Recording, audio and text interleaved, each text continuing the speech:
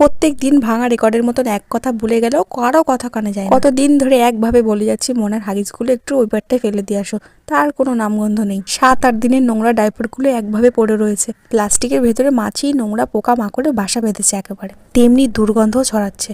আমি আর না পেরে উঠে রাস্তায় বেরিয়ে গেছি প্লাস্টিকটা হাতে নিয়ে। বলেছি আজকে না ফেলে দিয়ে আসলে সারা বাড়ি ঘরে ছড়িয়ে রেখে দেবো। এই কথাটা বলে শেষ করতে না করতেই পেছনে তাকিয়ে দেখি বড়মশাই 2-1 পা করে আমার সামনের দিকে আসতে লাগলো। দেখলে তো, এবার ঠিক ওষুধে কাজ করেছে। এর মধ্যে প্রায় 20টা মতন ডাইপার আছে। অনেকেই মনে করবে 7-8 দিনে এতগুলো ডাইপার, সবসময় ডাইপার পরিয়ে রাখবে তা কি হবে। হ্যাঁ, এগুলো 7-8 দিনেরই ডাইপার, কিন্তু মনার একটু শরীর খারাপ করেছিল, সেই সময় এটাও অনেক বার করে পটি করছিল বলে অনেকটা করে ডাইপার জমেছে। আমি শুধুমাত্র রাতে একটা করে ডাইপার পরাই। আমি এগুলো একটা একটা করে এদিক ওদিকে ছড়িয়ে ছিটিয়ে ফেলাই না, অনেকটা করে জমলে একবারে ফেলে দিই। তার কারণ হলো পাড়া গায়ে আশেপাশে অনেক কুকুর থাকে, দেখো রাস্তাঘাটে সব শুয়ে রয়েছে। এরা কিন্তু এই ডাইপারগুলোকে নিয়ে ছিঁড়ে নোংরা করে চারিদিকে বলতে পারো পরিবেশ দূষণই করে। এরা এগুলো করবেই, এরা অবুঝ। এদিক থেকে নিজেদেরকে সংযুক্ত হতে হবে।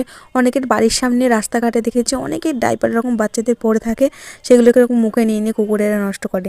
আমি সেটা করতে দিই না, দূরে গিয়ে ফেলে আসি।